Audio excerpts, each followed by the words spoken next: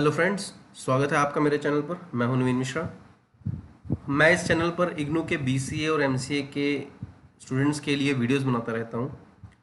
पिछली वीडियो में मैंने BCS 031 यानी कि C++ प्रोग्रामिंग का क्वेश्चन पेपर सॉल्व किया था। दिसंबर 2022 का जो लास्ट ईयर का क्वेश्चन पेपर था उसको सॉल्व किया था, लेकिन उसको मैंने कंप्लीट सॉल्व नहीं किया था। उसी का ये कंटिन्यूशन है। This is the second part of the video. पहले पार्ट में हमने फर्स्ट और सेकंड क्वेश्चंस को सॉल्व किए थे इस क्वेश्चन पेपर के, जो आपकी स्क्रीन पे आपको दिख रहे हैं। अब हम नीचे वाले 3, 4, 5 क्वेश्चंस के आंसर्स मैं प्रोवाइड करूंगा आपको, ठीक है ना, और उनको समझाऊंगा मैं, ठीक है ना। तो वीडियो शुरू करने से पहले आप सभी लोगों से एक रिक्वेस्ट है कि आप हमारे चैनल को सब्सक्राइब करें। अगर कर लिया है सब्सक्राइब तो हमारी वीडियोज़ को लाइक करें, कमेंट करें हमारी वीडियोज़ पे, अपने फ्रेंड्स, अपने क्लासमेट्स के साथ हमारी वीडियोस को शेयर करें। कोई प्रॉब्लम हो तो आप हमें कमेंट कर सकते हैं, मैं कोशिश करूंगा कि उसके आंसर्स दे सकूं आपको। तो चलिए अब शुरू करते हैं अपना ये वीडियो। आज का थर्ड का ए टॉपिक है हमारा। थर्ड क्वेश्चन शुरू कर रहा हूं। सेकंड क्वेश्चन मैंने कर लिया था, फर्स्ट और सेकंड। फर्स्ट पार्ट का लिंक मैं इस वीडियो के डिस्क्रिप्शन में डाल दूंगा, वहां से देख लेना। तो सबसे पहले क्वेश्चन है operator overloading. Operator overloading, friend function, inheritance, inline function, ये सब इंपॉर्टेंट टॉपिक्स में आते हैं। तो आई होप आप लोगों को ये पता होगा। तो ऑपरेटर ओवरलोडिंग शुरू कर रहे हैं। तो ये हमारे आंसर्स हैं। ऑपरेटर ओवरलोडिंग होता क्या है यार? ये कंपाइल टाइम पॉलीमॉर्फिज्म का पार्ट है। एक रन टाइम होता है, एक कंपाइल टाइम होता है। ये कंपाइल करते हुए पॉलीमॉर्फिज्म को सॉल्व करता है। पॉलीमॉर्फिज्म होता है एक नाम की अगर एक से ज़्यादा चीज़ें क्रिएट कर देंगे तो उसको हम पॉलीमॉर्फिज्म कहते हैं। फॉर एग्जाम्पल, एक ही क्लास के अंदर हम ए नाम के 2 फंक्शंस बना देंगे तो ये ओवरलोडिंग कहलाएगा, ठीक है ना। और इसी को हम पॉलीमॉर्फिज्म कहते हैं। जब ऑपरेटर ओवरलोडिंग क्या है? जब हम अपने अपने खुद के ऑपरेटर्स बनाए क्लास के अंदर, अपनी खुद की क्लास जो बना रहे हैं उसके अंदर अगर हम खुद का ऑपरेटर बना रहे हैं तो ये ऑपरेटर ओवरलोडिंग कहलाता है। जो भी आपने C++ में ऑपरेटर्स पढ़े हैं, प्लस, माइनस, मल्टीप्लाई, डिवाइड, ये अर्थमेटिक हैं, arithmetic, relational, logical, they will only work for the basic data types. As you can see here, आपके इंटीजर वेरिएबल्स हैं ABC, ए का वैल्यू 10 है, बी का वैल्यू 20 है। अब प्लस, माइनस, मल्टीप्लाई, डिवाइड सब चलेगा। लेकिन अगर ये ऑब्जेक्ट हो जाए, लेट से ए क्लास है और आप ए क्लास के ऑब्जेक्ट बना रहे हो ABC, फिर आप गेट फंक्शंस को कॉल करके ए और बी में वैल्यूज डालते हो और आप प्लस करने की कोशिश करते हो, तो ये नहीं चलेगा। The operators that are provided by C++ will only work for the basic data types and not for the user-defined data types such as objects. If you want to implement them, तो आपको क्या करना पड़ेगा? आपको operator overloading करनी पड़ेगी, ठीक है ना।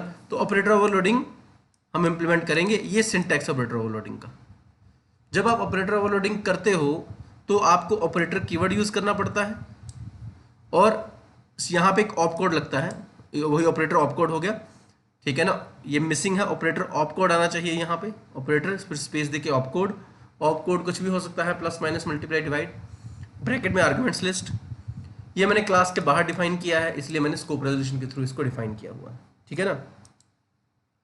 तो ये आपका ऑपरेटर ओवरलोडिंग का डेफिनेशन आ गया छोटा सा। फिर उसने आपको ऑपरेटर ओवरलोडिंग करने को बोला था कम्प्लेक्स नंबर्स का। तो ये प्रोग्राम है आपके कम्प्लेक्स नंबर्स के ओवरलोड करने का। लेकिन एक छोटा सा टॉपिक और ऐड कर लेना। अगर आप ऑपरेटर ओवरलोडिंग एक्सप्लेन कर रहे हो तो आप ये भी लिखो, the operators that can not be overloaded. The operators that can not be overloaded. ये 2 नंबर में भी आ जाता है, पर 2 नंबर के क्वेश्चन आपको आते नहीं, लेकिन आप ऑपरेटर ओवरलोडिंग में लिख सकते हो। आपका टर्नरी ऑपरेटर जो क्वेश्चन मार्क और कॉलन है, ये ओवरलोड नहीं होता। दूसरा, साइज ऑफ ऑपरेटर ओवरलोड नहीं होता। तीसरा, comma and dot operator overload नहीं होते। फोर्थ, एड्रेस ऑपरेटर एंड, ये भी ओवरलोड नहीं होता, ठीक है ना। तो आप ये मेंशन कर सकते हो कि ये ऑपरेटर्स ओवरलोड नहीं कर सकते हैं हम, बाकी ऑपरेटर्स आप ओवरलोड कर सकते हो, जैसे प्लस, माइनस, मल्टीप्लाई, डिवाइड। चलिए अब हम आते हैं अपने प्रोग्राम की तरफ। प्रोग्राम में उसने बोला था कम्प्लेक्स नंबर्स। सबसे पहले तो कम्प्लेक्स नंबर्स क्या हुए भाई? कम्प्लेक्स नंबर वो होते हैं जो आयोटा की फॉर्म में आते हैं, लाइक 2 + 3i। तो ये जब i लग गया, ये इसको आयोटा बोलते हैं, ठीक है ना। तो ये आपका कम्प्लेक्स नंबर हो गया। कम्प्लेक्स नंबर में आपके 2 नंबर्स है, लाइक 2 + 3i। एक बार मैं दोबारा लिख रहा हूँ। This is called real part and this is called imaginary part, I imaginary part. तो कम्प्लेक्स नंबर के प्रोग्राम में आपको 2 वैल्यूज रखनी पड़ेंगी, एक रियल के लिए और एक इमेजिनरी के लिए।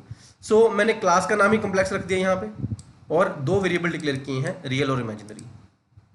रियल और इमेजिनरी वेरिएबल्स को कुछ वैल्यू इनिशियलाइज हो जाए तो मैंने क्या किया है, एक कंस्ट्रक्टर बनाया है और उसके रियल और इमेजिनरी के अंदर वैल्यूज को 0 0 सेट कर दिया गया है।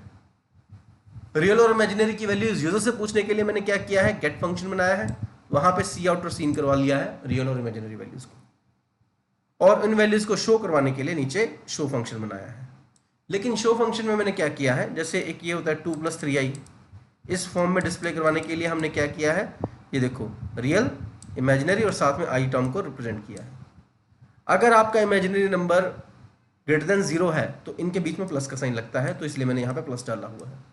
और अगर आपका इमेजिनरी नंबर नेगेटिव का साइन है तो उसमें कोई साइन नहीं लगता, तो उसको एज इट इज ही छोड़ा हुआ है मैंने, ठीक है ना। और ओवरलोडिंग अभी मैंने बताई नहीं, अभी मैंने फंक्शन ही बता रहा हूँ। 32 नंबर लाइन यहाँ से मेन फंक्शन शुरू हो रहा है, ये फर्स्ट पार्ट है आपके प्रोग्राम का, ये सेकंड पार्ट है। सेकंड पार्ट में हमने क्या किया है, कम्प्लेक्स क्लास के 3 ऑब्जेक्ट्स बनाए हैं, C1 C2 रिजल्ट। C1 का वैल्यू यूजर से पूछा है और C2 का वैल्यू यूजर से पूछा है। और फिर हमने क्या किया है, C1 और C2 को ऐड करने का कोशिश किया है, और ऐड करके जो रिजल्ट आएगा वो रिजल्ट वेरिएबल में चला जाएगा, और फिर इस रिजल्ट वेरिएबल को शो करवाया है। दिस इज द फ्लो कि जो मैंने प्रोग्राम बनाने को कोशिश करी है या प्रोग्राम बनाया है। इसमें सबसे बड़ा पंगा अब क्या पड़ा है, सबसे बड़ा पंगा आपका यही पड़ा है कि भाई ये प्लस होगा कैसे। This plus 37 number line, this will not work. क्यों नहीं वर्क करेगी, क्योंकि C1 एंड C2 आपकी क्या है, ऑब्जेक्ट्स हैं, और ऑब्जेक्ट्स को आप प्लस नहीं कर सकते। तो अगर आप इनको प्लस करना चाहते हो तो आप क्या करोगे, आपको क्या करना पड़ेगा, ऑपरेटर ओवरलोडिंग करनी पड़ेगी। तो क्लास कम्प्लेक्स के अंदर this is the part of overloading. Operator overloading करनी है तो ऑपरेटर कीवर्ड लगा, कौन सा ऑपरेटर यूज किया है, उसने प्लस करने को बोला था, तो प्लस ऑपरेटर का ऑपकोड। अब जो प्लस करते हो तो प्लस करते हो आपको 2 वैल्यूज चाहिए होती हैं, लाइक 2 and 3, ताकि 2 + 3 5 हो जाए। जो 2 वैल्यूज आप यूज करते हो इसमें से प्लस के लेफ्ट हैंड साइड वाली वैल्यूज कॉलिंग का काम करती है, इसलिए C1 की वैल्यू यहां पे अपने आप ही पास हो जाती है, you don't have to pass the value. But the right hand side value जो होती है बाइनरी ऑपरेटर ओवरलोडिंग की, वो एज ए आर्गुमेंट आपको भेजनी पड़ती है। So that's why you see complex C2. Complex C2 is an argument that will receive the second value that you pass, that is C2. अब complex क्यों लिया है, क्योंकि यार देखो जब आप आर्गुमेंट बनाते हो तो आप डाटा टाइप मेंशन करते हो कि उस जो वेरिएबल आएगा उसकी डाटा टाइप क्या है। यहाँ पे मैं C2 भेज रहा हूँ, C2 की data type as you can see complex है, इसलिए मैंने यहाँ पे complex को एज ए आर्गुमेंट लिया है। जब यहाँ पे मेरे पास C2 आ गया, C1 ऑटोमेटिकली पास हो गया है, C2 पास करने की जरूरत नहीं है। तो C1 के अंदर क्या वेरिएबल्स है, रियल और इमेजिनरी। C2 के अंदर क्या है, रियल और इमेजिनरी। तो C1 के रियल पार्ट को C2 के रियल पार्ट के साथ ऐड किया, और C1 के इमेजिनरी पार्ट को C2 के इमेजिनरी पार्ट से ऐड किया। ऐड तो कर लिया, लेकिन सर आपने यहाँ पे C1 क्यों नहीं लिखा है, जैसे हमने यहाँ पे C2 लिखा है, यहाँ पे C1 क्यों नहीं लिखा है। देखो मैंने बोला कि वो ऑटोमेटिकली जा रहा है, जो फर्स्ट वैल्यू थी 2 वो ऑटोमेटिकली जा रही है, इसीलिए C1 ऑटोमेटिकली जा रहा है, इम्प्लिसिटली है, तो आपको यहाँ पे C1 नहीं लिखना पड़ेगा। तो C1.real नहीं लिखोगे, सीधा रियल और इमेजिनरी लिखोगे। ओके, नाउ जब ये ऐड होते हैं तो ऐड होके कहीं ना कहीं स्टोर तो होंगे, तो स्टोर करने के लिए मुझे थर्ड वेरिएबल की जरूरत पड़ेगी। अब देखो ये रिजल्ट वेरिएबल जो यहाँ पे है वो यहाँ पे नहीं गया है, तो यहाँ पे आप इसको यूज नहीं कर सकते, आपको यहाँ पे एक टेम्परेरी ऑब्जेक्ट बनाना पड़ेगा। तो मैंने क्या किया, एक टेम्परेरी ऑब्जेक्ट बनाया कम्प्लेक्स का, उस टेम्परेरी ऑब्जेक्ट के रियल वेरिएबल में ये एडिशन सॉल्व कर दी, और उस टेम्परेरी ऑब्जेक्ट के इमेजिनरी पार्ट में ये इमेजिनरी वैल्यूज ऐड कर दी। जब ये वैल्यूज ऐड हो गई तो इस टेम्परेरी वैल्यू को मैं वापस भेज दूंगा जो रिजल्ट वेरिएबल कैच कर लेगा। तो जब ये वेरिएबल वहां पे कैच हो जाएगा, टेम्परेरी रिजल्ट की वैल्यू जब यहाँ पे रिजल्ट में कैच हो जाएगी, इसको हम बोलते हैं रिटर्निंग। बाइनरी ऑपरेटर ओवरलोडिंग में रिटर्न भी करना होता है। अब क्योंकि रिटर्न कर रहे हो तो आपको यहाँ पे रिटर्न टाइप मेंशन करना पड़ेगा। तो रिटर्न टाइप हमने क्या रखा है, कम्प्लेक्स, क्योंकि क्लास का नाम क्या है, complex. So this is how your binary operator overloading looks like. यहाँ पे कम्प्लेक्स ऑपरेटर्स की, कम्प्लेक्स नंबर्स की ओवरलोडिंग करी थी, तो ये आपके थर्ड के ए पार्ट का क्वेश्चन 10 मार्क्स का जो था वो कंप्लीट हो गया। आई होप आप लोगों को समझ लग गया होगा। आगे चलते हैं, थर्ड का बी पार्ट, फ्रेंड फंक्शन है, डिफरेंस है और प्रोग्राम है।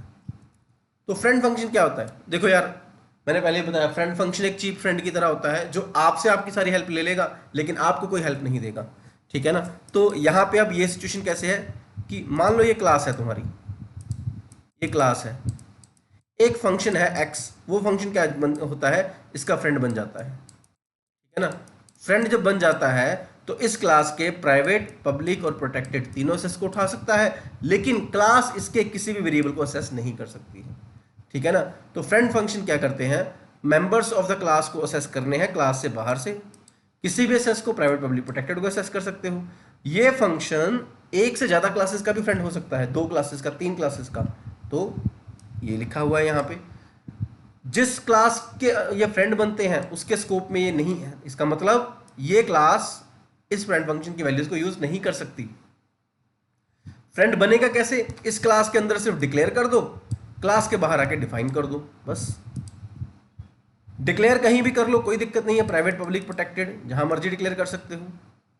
जब डिफाइन करना है, ना आपने स्कोप रेजोल्यूशन लगाना है, ना आपने क्लास नेम लगाना है, ना आपने फ्रेंड कीवर्ड यूज करना है, just like a normal function आपने अपने फ्रेंड फंक्शन को डिफाइन करना है। और जब कॉल करना है, अगेन कोई क्लास नेम नहीं देनी है, कोई ऑब्जेक्ट नेम नहीं देना है, एक नॉर्मल फंक्शन की तरह कॉल करना है। और जनरली फ्रेंड फंक्शंस जो होते हैं वो ऑब्जेक्ट्स को ही एज आर्गुमेंट्स लेते हैं, ठीक है ना। तो इनके पैरामीटर में, जैसे अभी हमने कम्प्लेक्स C2 लिया था पिछले ऑपरेटर ओवरलोडिंग में, वो ऑब्जेक्ट एज आर्गुमेंट था, तो यही ऑब्जेक्ट एज आर्गुमेंट ही रिसीव करेगा। तो ये आपके व्हाट इज फ्रेंड फंक्शन का जो डेफिनेशन के 5-6 पॉइंट्स थे वो हमने एक्सप्लेन कर दिए। अब हम चलते हैं इसके डिफरेंस की तरफ। फ्रेंड फंक्शन और मेंबर फंक्शन में डिफरेंस क्या है, देखो यार होता क्या है, पहले समझाने की कोशिश करता हूं मैं। देखिए, जस्ट अ सेकेंड। देखो फ्रेंड फंक्शन होता क्या है और नॉर्मल फंक्शन होता है। जैसे ये आपकी क्लास है, इस क्लास के अंदर अगर मैं कोई फंक्शन बनाऊंगा, लाइक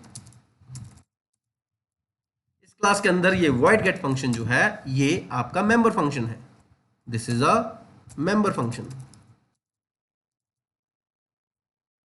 और जो फ्रेंड फंक्शन है वो कैसे बनेगा, क्लास के बाहर बनेगा, void abc, और यहां पे सिर्फ डिक्लेयर होगा using friend keyword, friend void abc semicolon. तो यहां पे आपका फ्रेंड फंक्शन डिक्लेयर हुआ है और यहां पे फ्रेंड फंक्शन डिफाइन हुआ है क्लास के बाहर आके। मेंबर फंक्शन क्लास के अंदर होते हैं, आप क्लास के बाहर भी डिफाइन कर सकते हो मेंबर फंक्शन को। तो वो कैसे करते हैं आप, void get सेमीकोलन डिक्लेयर कर दो, क्लास के बाहर void ए स्कोप रेजोल्यूशन गेट, इस तरीके से आप member function outside the class को डिफाइन कर सकते हो। तो वो कह रहा है, कहता कि जो फ्रेंड फंक्शन है और मेंबर फंक्शन में डिफरेंस क्या है। तो अब चलते हैं मेंबर फंक्शन और फ्रेंड फंक्शन के डिफरेंस की तरफ। तो पहला डिफरेंस क्या है, फ्रेंड फंक्शन क्यों बनाते हो, ताकि मल्टीपल क्लासेस में इसको यूज किया जा सके, और फ्रेंड कीवर्ड लगाते हो। जो फ्रेंड मेंबर फंक्शन होता है वो एक ही क्लास के अंदर चलता है, जो फ्रेंड फंक्शन है वो प्राइवेट, पब्लिक, प्रोटेक्टेड किसी भी मेंबर को एक्सेस कर सकता है। ये जो फंक्शन है ये प्राइवेट और पब्लिक सिर्फ उसी क्लास की चीज़ों को उठा सकता है जिसमें ये डिफाइन है, ये जितनी भी क्लासेस में डिक्लेयर है उन सब में यूज़ कर सकता है। इनको जब कॉल करना है फिर मेन के अंदर या नॉर्मली जब आप फ्रेंड फंक्शन को कॉल करोगे तो ऑब्जेक्ट बनाने की जरूरत नहीं है, यहाँ पे आपको ऑब्जेक्ट बनाना पड़ेगा। फ्रेंड फंक्शन को बनाने के लिए आपको फ्रेंड कीवर्ड यूज करना पड़ेगा, लेकिन मेंबर फंक्शन के लिए कोई कीवर्ड नहीं लगाना है। ये जो मेथड होता है ये पब्लिक एंड प्रोटेक्टेड मेंबर्स को असेस करने के लिए यूज करते हैं हम। इसका मेन मोटिव फंक्शन बनाने का मॉड्यूलरिटी इंप्लीमेंट करने का होता है। ये क्या करते हैं, it is generally use to change private and protected data members of class. उनमें कुछ चेंज करना है, आपने प्राइवेट वेरिएबल को चेंज करना है, प्राइवेट फंक्शंस को चेंज करना है, तब यूज करोगे। ये कोड रीयूजेबिलिटी को इंप्लीमेंट करने के लिए आप यूज करते हो। ये क्लास का पार्ट नहीं होता, ये क्लास का पार्ट बनता है और ऑब्जेक्ट की मदद से इसको कॉल किया जा सकता है। तो ये आपका एक डिफरेंस था फ्रेंड फंक्शन और मेंबर फंक्शन का। अब चलते हैं इसके प्रोग्राम की तरफ। तो ये हमारा प्रोग्राम है, फ्रेंड फंक्शन इन 2 क्लासेस। तो अब हम क्या करेंगे, इस प्रोग्राम में हम कर क्या रहे हैं, हम 2 क्लासेस बना रहे हैं, एक ए क्लास है, एक बी क्लास है, ठीक है। ये ए क्लास है, ये बी क्लास है। इसके अंदर मान लो एक ए वेरिएबल है, इसके अंदर एक बी वेरिएबल है, इसकी वैल्यू है सपोज 7 और इसकी वैल्यू है 2। अब मैं इन दोनों ऑब्जेक्ट्स को कंपेयर करूंगा कि ए और बी में से बड़ा कौन सा है, ठीक है ना, कि ए ऑब्जेक्ट बड़ा है या बी ऑब्जेक्ट बड़ा है। तो इसको अचीव करने के लिए हमने फ्रेंड फंक्शंस को यूटिलाइज किया है। तो क्लास ए बनाई पहले मैंने, उसके अंदर ए वेरिएबल लिया, ए का गेट फंक्शन, ए का show function. Same class B बनाई, बी वेरिएबल लिया, बी का गेट फंक्शन, बी का शो फंक्शन। मेन फंक्शन के अंदर आए, ए का ऑब्जेक्ट बनाया, गेट और शो कॉल किया, बी का ऑब्जेक्ट बनाया, गेट और शो कॉल किया। यहां तक तो सिंपल है, अभी फ्रेंड का कोई लेना देना नहीं है। अब मैं मेन के अंदर क्या कहता हूं, ग्रेट फंक्शन a1 और b1 में से बड़ा कौन सा है तो ये बता। तो ये है आपके फ्रेंड फंक्शन की कॉलिंग। ये कंट्रोल कहां जाएगा, ऊपर। ये रहा वाइड ग्रेड फंक्शन जो फ्रेंड फंक्शन है, A1 B1 दो ऑब्जेक्टिव आर्गुमेंट लिए हुए हैं उसने। ये तभी चलेगा अगर ये फ्रेंड फंक्शन दोनों क्लासेस के अंदर डिक्लेयर होगा। तो ये देखो friend void grade A comma B A class का फ्रेंड बन गया है, और friend void grade A comma B ये B क्लास का फ्रेंड बन गया है। ऐसा करने से ये दोनों क्लासेस का फ्रेंड बन गया है। अब ये क्या कर सकता है, A1.A और B1.B को कंपेयर कर सकता है। अब ये देखो बाय डिफॉल्ट A और B आपके प्राइवेट एक्सेस के अंदर है। प्राइवेट एक्सेस कोई भी नहीं यूज कर सकता, चाहे ऑब्जेक्ट हो चाहे चाइल्ड क्लास हो, क्लास के बाहर कोई नहीं यूज कर सकता, लेकिन फ्रेंड फंक्शन ये कर सकता है। तो यहां से वो कंपेयर करेगा, अगर A का ऑब्जेक्ट बड़ा है तो मैसेज आएगा A ऑब्जेक्ट इज ग्रेटर, नहीं तो मैसेज क्या आएगा B ऑब्जेक्ट इज ग्रेटेस्ट। ये हमारा फ्रेंड फंक्शन है। अब इस फ्रेंड फंक्शन में एक छोटा सा ट्रिक मैंने मिस कर दिया है। क्या मिस किया है, ये क्या है सर, क्लास B सेमीकोलन। देखो रूल ये है सी लैंग्वेज में या C++ में, पहले आप वेरिएबल डिक्लेयर करो फिर उस वेरिएबल को यूज करो। अगर तुम ये कहते हो A इक्वल टू 5 पहले कर देता हूं मैं और इंट बाद में करता हूं, तो ये नहीं हो सकता। अब इसी कंसेप्ट को ध्यान में रखते हुए ये देखो, जब आपने यहां पे A, B लिखा तो आप A बना रहे हो, B तो बनाया नहीं ना। अगर इस लाइन को ना कंसिडर करूं मैं तो B तो बनाया नहीं तुमने, B तो नीचे बनाया है, तो यहां पे वो एरर दे देगा। यहां पे एरर नहीं देगा, क्यों नहीं देगा, क्योंकि A बन रहा है, बन चुका है, और B बन रहा है, तो यहां पे कोई इशू नहीं है। लेकिन यहां पे वो गड़बड़ क्रिएट करेगा, ये कंसेप्ट वाली कि यार तुमने B क्लास बनाई बाद में है यूज, पहले कैसे कर लिया। तो इससे बचने के लिए आपको शुरू में क्लास को डिक्लेयर करना पड़ेगा, class B semicolon. Class B semicolon से मैंने क्लास को डिक्लेयर किया है। अगर मैं ऐसा नहीं करूंगा तो 13th नंबर लाइन पे एक एरर मैसेज जनरेट हो सकता है। तो ये हमारा थर्ड का A और B पार्ट, दो क्वेश्चंस हमारे कंप्लीट हुए। आई होप आप लोगों को समझ लग गए होंगे। ये दोनों क्वेश्चंस इंपॉर्टेंट है, विद प्रोग्राम इंपॉर्टेंट है, ठीक है ना। ये नहीं कि इस क्वेश्चन पेपर में आए तो आगे नहीं आएंगे, ये आ सकते हैं, very important. The next thing is fourth inheritance. भाई ये भी बहुत आसान है और बहुत ईजी है। टाइप्स पूछी थी, इनहेरिटेंस पूछी थी, और कहता कोई प्रोग्राम बना के समझा दो मुझे। तो ये तो फ्री के मार्क्स थे। इनहेरिटेंस होता क्या है, इनहेरिटेंस होता है concept of reusability. Real life में क्या है, जैसे किसी के पेरेंट्स ने एफर्ट करी हुई है, मेहनत करी है, मेहनत करके उस पेरेंट्स ने प्रॉपर्टी बना ली है 1 करोड़ की, तो उनको उसका जो बेटा होगा या उसकी जो बेटी होगी उसको ये 1 करोड़ की प्रॉपर्टी मिल जाएगी, उसकी लाइफ आसान हो जाएगी। सिमिलरली अगर एक क्लास बन चुकी है तो दूसरी क्लास क्या उस वैल्यूज को यूज नहीं कर सकती। Yes, this is a concept of inheritance. अगर एक क्लास ऑलरेडी कुछ फंक्शंस कुछ वेरिएबल्स बना चुकी है तो दूसरी क्लास उन फंक्शंस उन वेरिएबल्स को यूज कर सकती है, बशर्ते वो इनहेरिटेंस के कंसेप्ट को यूटिलाइज करे। तो इनहेरिटेंस है क्या, इनहेरिटेंस है कंसेप्ट ऑफ रीयूजेबिलिटी। एक क्लास के फंक्शंस और वेरिएबल दूसरी क्लास यूज कर सकती है। जैसे हम बोलते हैं कि ऊपर पेरेंट है नीचे चाइल्ड है, वैसे ही ऊपर वाली क्लास को आप पेरेंट, बेस और सुपर नाम से जानोगे, और जो नीचे वाली क्लास है उसको डिराइव्ड, सब और चाइल्ड क्लास के नाम से जानोगे। अब चाइल्ड क्या करता है, या तो 1 करोड़ का 2 करोड़ कर दे या 1 करोड़ का 0 कर दे। वैसे ही एक चाइल्ड क्लास अपने खुद के मेथड ऐड कर सकती है, नहीं करना चाहते तो उन्हीं मेथड्स को यूज कर ले, ठीक है ना। तो ये आपकी इनहेरिटेंस की डेफिनेशन हो गई। ये सिंटेक्स है। अगर आप इनहेरिट करोगे तो करोगे कैसे, बेस क्लास ऊपर बना लिया आपने, चाइल्ड क्लास जब बनाओगे तो colon 2 dots colon followed by the specifier name that is private public and protected followed by the base class name, that's it. ये इनहेरिटेंस हो गई। अब ये चाइल्ड क्लास जो है ये इस बेस क्लास की चीज़ों को यूटिलाइज कर सकती है, but only public and protected, not private. और ये मैंने सिंटैक्टिकली आपको यहाँ पे भी समझाया है कि बेस सुपर और पेरेंट ऊपर वाली क्लास को बोलते हैं, डिराइव्ड सब और चाइल्ड नीचे वाली क्लास को बोलते हैं। इनहेरिटेंस होती है 5 तरीके की, पांचों की एक्सप्लेनेशन। 5 इनहेरिटेंस कौन कौन सी है, single level, multi level, multiple, hierarchical, hybrid, 5 तरीके की इनहेरिटेंस होती है। सिंगल लेवल, एक फादर और उसका एक चाइल्ड, सीधी सी बात है, तो ये सिंगल लेवल इनहेरिटेंस कहता है।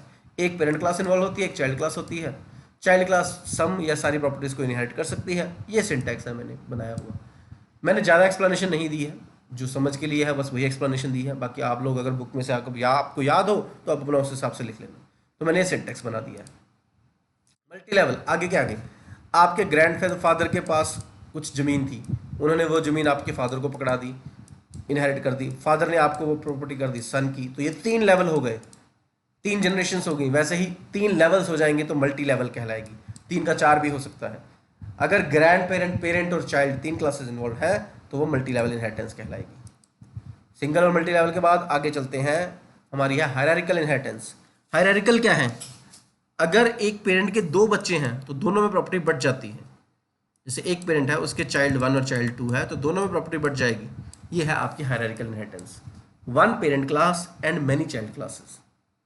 ठीक है, हर एक चाइल्ड क्लास का इंडिविजुअल ऑब्जेक्ट बनेगा। ये सिंटैक्स, ये डायग्राम और ये 2 लाइनों की थ्योरी।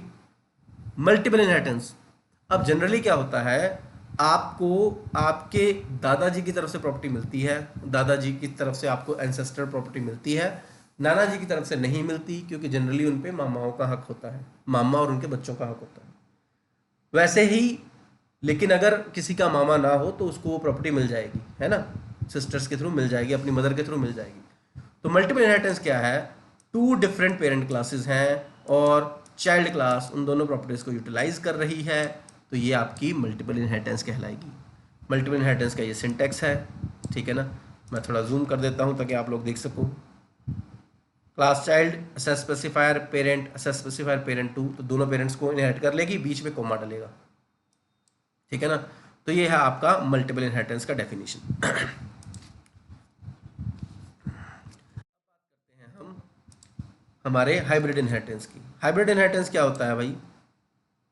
हाइब्रिड इनहेरिटेंस होता है combination of any 2 type of inheritance. जैसे हाइब्रिड फार्मिंग होती है, तो 2 या 2 टाइप की इनहेरिटेंस का मिक्सचर हो जाए तो वो आपका हाइब्रिड इनहेरिटेंस कहलाएगा। अगर आप इस लेवल को कंसिडर करोगे तो this is a single level, grand parent and parent, और अगर आप इसको इनहेरिट करोगे तो ये है आपका मल्टीपल, 2 पेरेंट क्लासेस का एक चाइल्ड है, तो ये आपका हाइब्रिड इनहेरिटेंस हो जाता है। हाइब्रिड इनहेरिटेंस का ये आपका सिंटैक्स और ये एग्जांपल, ठीक है ना। आई होप आप लोगों को समझ लग जाएगा, ठीक है। अब हम आगे चलते हैं, अगला टॉपिक है हमारा प्रोग्राम इसका। तो मैंने सिंगल लेवल इनहेरिटेंस का प्रोग्राम बनाया हुआ है। प्रोग्राम मैंने कैसे बनाया है? सिंपल सी बात है, जस्ट अ सेकेंड, इसको थोड़ा सेट कर दूँ मैं। हाँ, तो मैंने क्या किया है, सिंपल सी बात है, एक स्टूडेंट क्लास बनाई है। स्टूडेंट की क्या डिटेल्स होती हैं? Roll number, name, address, gender, DOB, बहुत कुछ हो सकता है। हमने चीज़ों को कॉम्प्लिकेट नहीं किया है। रोल नंबर और नेम 2 वेरिएबल लिए। रोल नंबर और नेम को पूछने के लिए, इनपुट लेने के लिए गेट डिटेल्स फंक्शन है, इसको शो करवाने के लिए शो डिटेल्स फंक्शन है, और क्लास यहाँ पे बंद कर दी गई है। तो एक क्लास खत्म, पेरेंट क्लास खत्म। फिर आई रिजल्ट क्लास। अब जो रिजल्ट होता है वो किसी स्टूडेंट का ही होता है ना, और जब रिजल्ट होता है तो रिजल्ट में स्टूडेंट का नाम और रोल नंबर डिस्प्ले कराया जाता है। इसका मतलब यहाँ पे मुझे नेम और रोल नंबर दोबारा लिखना पड़ता, लेकिन ऊपर बन चुका है। मैं इन प्रॉपर्टीज को यहाँ पे यूटिलाइज करना चाहता हूँ, तो मैंने क्या किया, पब्लिक स्टूडेंट। अब स्टूडेंट क्लास के पब्लिक मेंबर्स को मैं यहाँ पे यूटिलाइज कर सकता हूँ। तो यहाँ पे मैंने क्या किया, रोल नंबर और नेम को यूटिलाइज नहीं किया, लेकिन मैंने 2 सब्जेक्ट्स के मार्क्स पूछे यहाँ पे, तो 2 सब्जेक्ट्स के वेरिएबल और टोटल वेरिएबल ले लिया। गेट मार्क्स के अंदर मैंने 2 सब्जेक्ट्स के मार्क्स पूछे। शो मार्क्स के अंदर मैंने क्या किया है, दोनों सब्जेक्ट्स के मार्क्स को डिस्प्ले करवाया है और इनके टोटल को डिस्प्ले करवाया है। इसके साथ साथ मुझे स्टूडेंट का रोल नंबर और नेम भी डिस्प्ले करवाना था, जो ऊपर शो डिटेल्स फंक्शन में बना हुआ था। मैंने यहाँ से वो फंक्शन को कॉल कर लिया, ठीक है। और इस क्लास को चलाने के लिए मैंने क्या किया है, मेन के अंदर गया।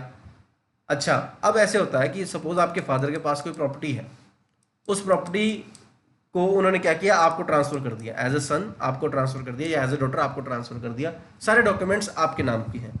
तो जनरली जब वो प्रॉपर्टी आप बेचोगे या यूज करोगे तो आपके ही साइन कंसिडर किए जाएंगे। You are the sole owner of that property, not your father, अगर डॉक्यूमेंट ट्रांसफर हो चुके हैं।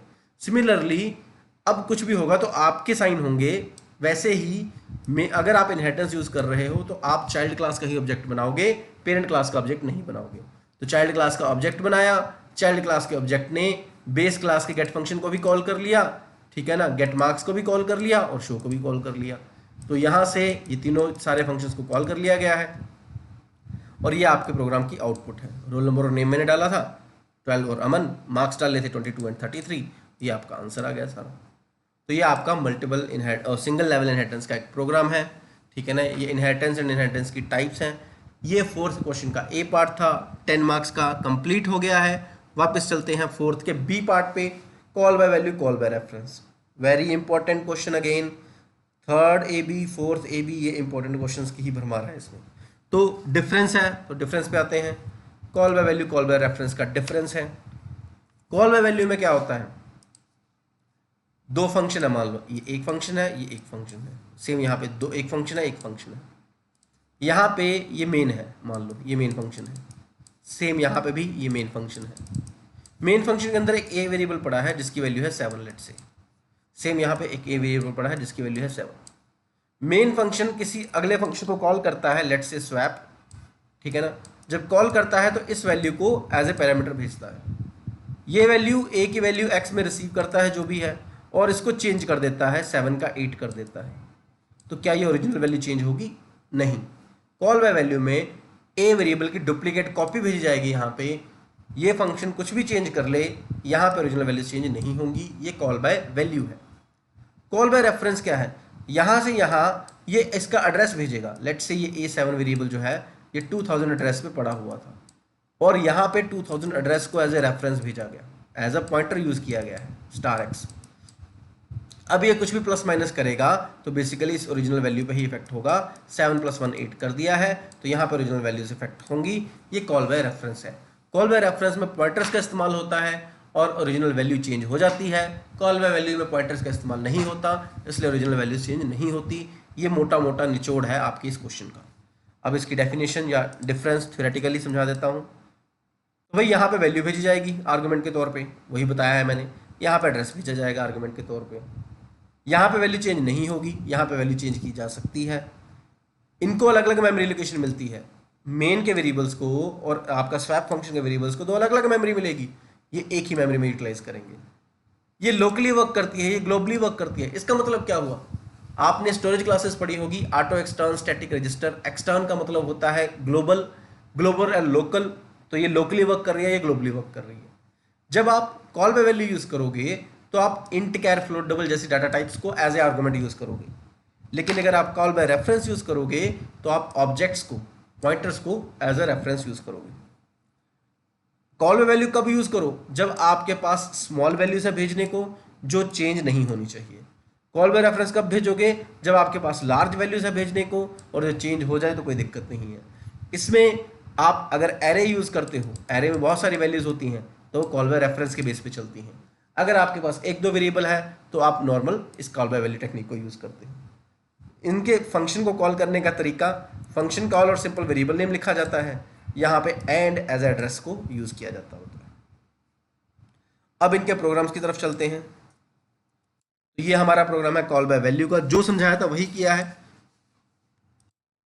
मेन के अंदर दो वेरिएबल बनाए ए बी, और उसकी वैल्यू यूजर से पूछ ली। तो मेरे ए बी वेरिएबल की वैल्यू क्या है? 25 और 20। फंक्शन को कॉल करने से पहले ए और बी को प्रिंट करवाया, तो मेरे को क्या वैल्यू शो हुई? 25 और 20 डेफिनेटली।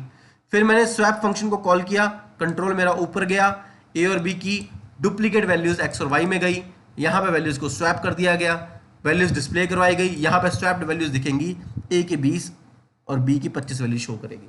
लेकिन जब मैं वापस आया, इसने जो चेंज किया है एक्स वाई में चेंज किया है, ए बी में चेंज नहीं किया है, तो यहाँ पे आपकी ओरिजिनल वैल्यूज 25 और 20 ही दिखेंगी।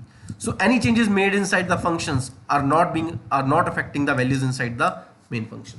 This is your call by value. जब कॉल बाय रेफरेंस करना है, सिर्फ दो चेंजेस करने हैं आपने इस प्रोग्राम में। कॉल बाय वैल्यू और कॉल बाय रेफरेंस के प्रोग्राम में सिर्फ दो चेंजेस हैं। क्या चेंजेस हैं?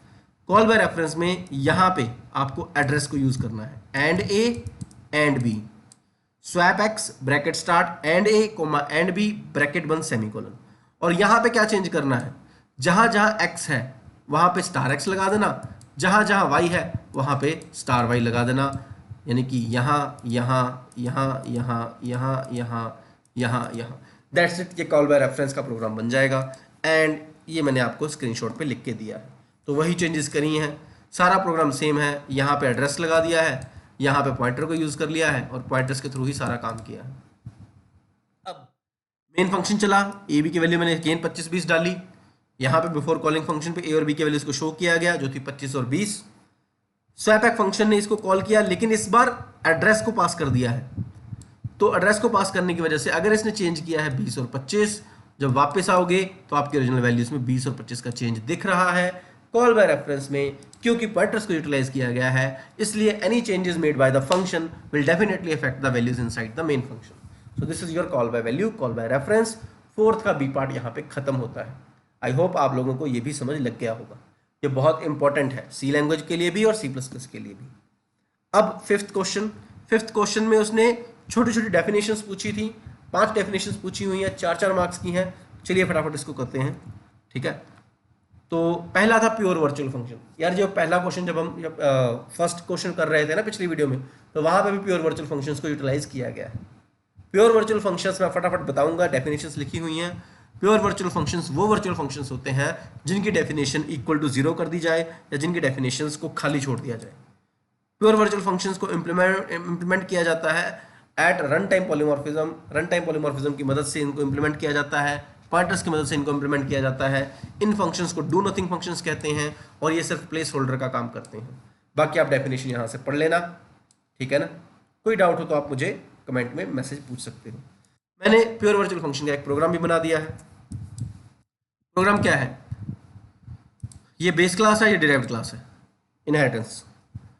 यहाँ पे भी फन फंक्शन है, यहाँ पे भी फन फंक्शन है।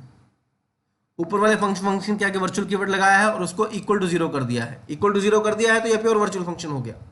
नीचे ये फंक्शन दोबारा बना है, बेस का पॉइंटर बनाया, डिराइव्ड का ऑब्जेक्ट बनाया, डिराइव्ड का object as a pointer reference pass कर दिया है बेस के पॉइंटर को, और b1 एरो फन किया है। तो एज यू कैन सी ये आपका फन फंक्शन कॉल्ड, मतलब b वाला चला है, a वाला नहीं चला है। तो ये आपका प्योर वर्चुअल फंक्शन का छोटा सा प्रोग्राम, जरूरत नहीं थी पर बना दोगे तो कोई नुकसान नहीं, ठीक है। तो ये प्योर वर्चुअल फंक्शन हो गया। अगला पार्ट शुरू करते हैं, मैसेज पासिंग। थ्योरी है भाई, सिंपल थ्योरी है, इसका कोई प्रोग्राम नहीं था। जब आप ऑब्जेक्ट बनाते हो क्लास के a space a1 a space a2, ठीक है ना। सपोज 2 ऑब्जेक्ट बनाए, तो ये a1 ऑब्जेक्ट है, इसके अंदर सपोज कुछ वैल्यूज पड़ी हुई हैं, और ये a2 ऑब्जेक्ट है, इसके अंदर कुछ वैल्यूज पड़ी हुई हैं a और b। कहता they can communicate with each other. क्या करना है कम्युनिकेट करके? चाहे ये वैल्यूज शेयर कर लें, चाहे ये मैसेजेस शेयर कर लें, कुछ भी कर सकते हैं। ये एक इंपॉर्टेंट पार्ट है आपके फीचर्स ऑफ हूप्स का, ठीक है ना। तो वही चीज़ है भाई, मैसेज पासिंग है क्या? कम्युनिकेशन करते हैं 2 और 2 से ज़्यादा ऑब्जेक्ट, ठीक है ना। मैसेज भेजा जाता है फंक्शंस को कॉल करके एक दूसरे के द्वारा। रियल लाइफ एंटिटी मॉडल को इंप्लीमेंट करने के लिए भी इसको यूज़ किया जाता है। फंक्शन कॉल इवेंट से, इंटरप्रोसेस कम्युनिकेशन से हम कम्युनिकेशन करते हैं, ठीक है ना।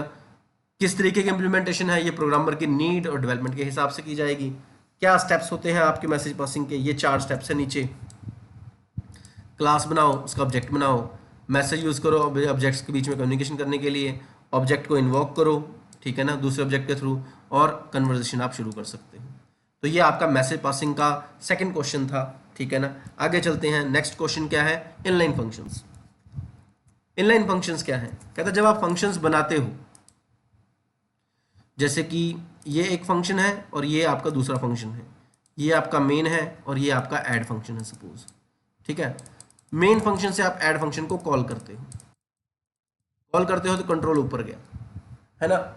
कहता है कि जब भी आप फंक्शन कॉल करते हो तो बैकग्राउंड में बहुत सारा काम होता है।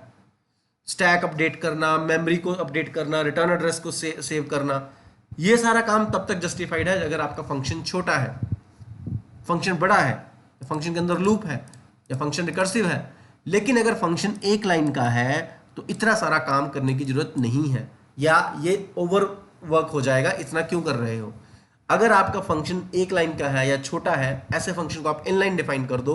इनलाइन डिफाइन करने से आपके फंक्शन पे कंट्रोल ट्रांसफर नहीं होगा, बल्कि जहां जहां आपने फंक्शन को कॉल किया है, फंक्शन की डेफिनेशन वहां से रिप्लेस हो जाएगी, ठीक है ना। तो ये आपका इनलाइन फंक्शन कहलाता है। इनलाइन फंक्शन बनाने के लिए आपको इनलाइन कीवर्ड यूज करना पड़ेगा। इनलाइन फंक्शन कहां पे नहीं चलेगा? अगर तुम्हारे इस फंक्शन के अंदर लूप पड़ी है तो ये फंक्शन नहीं चलेगा। स्टैटिक वेरिएबल है, यहाँ पे रिकर्शन लगाई हुई है आपने, या स्विच या गो टू स्टेटमेंट को यूज किया है, तो इनलाइन लगाने का कोई फायदा नहीं है। इनलाइन क्यों बना रहे हो? फंक्शन कॉल का ओवरहेड बच जाता है, स्टैक अपडेट करने का पुश पॉप का झंझट बच जाता है, रिटर्न कॉल बच जाती है, वही चीज जो मैंने आपको बताई है। तो ये आपका छोटा सा इनलाइन फंक्शन का डेफिनेशन है जो आप पेपर में लिख सकते थे। अब बात करते हैं इनलाइन फंक्शन के प्रोग्राम की। छोटा सा प्रोग्राम, क्यूब निकाला है मैंने, मैं जो भी नंबर डालूंगा 2 की क्यूब क्या होगी? 8 आएगा जैसे, तो इसको मैंने इंप्लीमेंट किया है। मेन फंक्शन के अंदर n की वैल्यू पूछी, n की वैल्यू इस फंक्शन को भेज दी मैंने। इस फंक्शन ने s वेरिएबल में वैल्यू रिसीव करी, उसको 3 बार मल्टीप्लाई किया और वापस भेज दिया।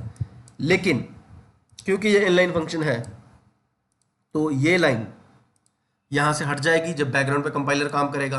यहाँ पे n इंटू n की फॉर्म में इसको रिप्लेस कर दिया जाएगा। तो ये आपका छोटा सा प्रोग्राम है और ये इस प्रोग्राम की आउटपुट है, ठीक है। इनलाइन इंट क्यूब, इंट उसकी रिटर्न टाइप है, क्यूब फंक्शन का नाम है, इंट एस एज आर्गुमेंट है, रिटर्न एस इंटू एस, तो एस को 3 बार एस की पावर के रूप में 3 बार मल्टीप्लाई करके वापस भेज दिया गया है। इनलाइन फंक्शन के बाद आगे चलते हैं, डिस्ट्रक्टर्स क्या होते हैं। कंस्ट्रक्टर की तरह ही डिस्ट्रक्टर्स होते हैं। कंस्ट्रक्टर्स आपने बनाए हैं मेमोरी क्रिएट करने के लिए, ऑब्जेक्ट्स को वैल्यू इनिशियलाइज करने के लिए। जब आप एक ऑब्जेक्ट बनाते हो तो आपका कंस्ट्रक्टर अपने आप कॉल करता है, A1 के अंदर आपके वेरिएबल की वैल्यूज को 0 0 या जो भी आप वैल्यू सेट करना चाहते हो वो सेट कर सकता है। जब आपके प्रोग्राम का काम खत्म हो गया, आपको इस मेमोरी को फ्री तो करना है ना, तो फ्री करने का काम कौन करता है? डिस्ट्रक्टर्स। डिस्ट्रक्टर्स आपके प्रोग्राम की दी हुई, आपके प्रोग्राम के ऑब्जेक्ट्स द्वारा यूज की गई मेमोरी को फ्री करते हैं, ठीक है ना। जब भी आप डिस्ट्रक्टर बनाओगे तो टिल्ड साइन से इसको स्टार्ट करोगे, ये टिल्ड साइन होता है आपका। ये कब कॉल होंगे? जब आपका ब्लॉक खत्म हो जाएगा, जब आपका प्रोग्राम का एग्जीक्यूशन खत्म हो जाएगा, जब आप डिलीट ऑपरेटर को कॉल करोगे, इन तीनों सिचुएशंस में आपका डिस्ट्रक्टर अपने आप चल पड़ेगा। कंस्ट्रक्टर्स में आप आर्गुमेंट रख सकते हो, डिस्ट्रक्टर्स में आर्गुमेंट नहीं रखे जा सकते, इसलिए ओवरलोड नहीं होते, और एक क्लास में सिर्फ और सिर्फ एक डिस्ट्रक्टर ही होता है। अगर आप डिस्ट्रक्टर नहीं बनाते हो तो टेंशन मत लो भैया, C++ का कंपाइलर पीछे ये काम कर रहा होता है आपके लिए। डिस्ट्रक्टर को आप वर्चुअल रख सकते हो, और ये आपका डिस्ट्रक्टर का सिंटैक्स है, ठीक है ना। और एक डिस्ट्रक्टर का प्रोग्राम, ये भी जरूरत नहीं है, पर बना दोगे तो क्या दिक्कत है। तो क्लास का नाम है टेस्ट, पब्लिक एक्सेस शुरू किया, सेम नेम, तो ये कंस्ट्रक्टर आ गया। मैसेज दिया कंस्ट्रक्टर में सिंपल, कंस्ट्रक्टर एग्जीक्यूटेड, और कुछ नहीं किया है मैंने। टिल्ड साइन से शुरू किया तो ये डिस्ट्रक्टर है, यहाँ पे मैसेज दे दिया डिस्ट्रक्टर एग्जीक्यूटेड। मेन के अंदर एक ऑब्जेक्ट बनाया और बंद कर दिया, ये दोनों मैसेज मेरे आ गए। यानी कि 17 नंबर लाइन पे मैसेज आया कंस्ट्रक्टर एग्जीक्यूटेड, 19 नंबर लाइन पे मैसेज आया डिस्ट्रक्टर एग्जीक्यूटेड। तो ये आपके डिस्ट्रक्टर का एक प्रोग्राम है छोटा सा, और डिस्ट्रक्टर्स खत्म। उसके बाद रिलेशनल ऑपरेटर्स, फ्री के नंबर है भाई, सी लैंग्वेज में ऑपरेटर्स पढ़े हैं वही लिखने। रिलेशनल ऑपरेटर्स कुछ नहीं था, बहुत छोटा था। अगर आपके पास दो वैल्यूज पड़ी हैं 10 और 20, इनको कंपेयर करने के लिए आप रिलेशनल ऑपरेटर को यूज करते हो। ये वैल्यूज इक्वल हैं या लेस देन है या ग्रेटर देन है, ऐसा करने के लिए आप इनको यूज करते हो।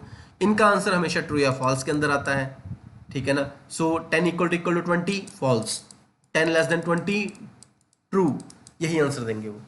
आप जब इफ लगाते हो, जब आप फॉर वाइल डू वाइल में कंडीशंस डालते हो, तो कहीं भी कंडीशन डालोगे तो वो कंडीशन में जनरली रिलेशनल ऑपरेटर को यूटिलाइज किया जाता है। कौन कौन से होते हैं रिलेशनल ऑपरेटर्स? ये 6 रिलेशनल ऑपरेटर्स हैं।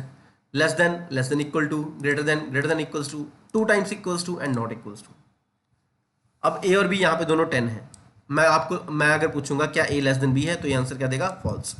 क्या a less than equal to b है? लेस देन तो नहीं है बट इक्वल टू है, इसलिए ट्रू। ग्रेटर देन नहीं है, फॉल्स। ग्रेटर देन नहीं है लेकिन इक्वल टू है, तो ट्रू। सिंगल इक्वल टू और डबल इक्वल टू में डिफरेंस क्या है? अगर आप a इक्वल टू बी लिखते हो तो आपके b का वैल्यू a में कॉपी होता है। अगर आप a double equals to B लिखते हो तो अब वैल्यू कॉपी नहीं होगा, चेक किया जाएगा क्या a और b की वैल्यू सेम है या नहीं है। तो यहाँ पे a और b की वैल्यूज आपकी सेम थी, तो यहाँ पे आंसर आ गया ट्रू। नॉट इक्वल्स टू उल्टा है डबल इक्वल्स टू का, अगर a और b की वैल्यू सेम नहीं है तो ये ट्रू देगा, लेकिन यहाँ पे वैल्यू सेम है इसलिए उसने आंसर दिया है फॉल्स। तो ये आपके रिलेशनल ऑपरेटर्स थे। इसी के साथ BCS 031 का दिसंबर 2022 का क्वेश्चन पेपर कंप्लीट होता है। आई होप आप लोगों को समझ लग गया होगा। अगर कोई डाउट है तो आप मुझे कमेंट कर दीजिएगा, मैं कोशिश करूंगा उनको रिस्पॉन्स करने की। आज की वीडियो यही खत्म करते हैं। See you in the next video. Cheers.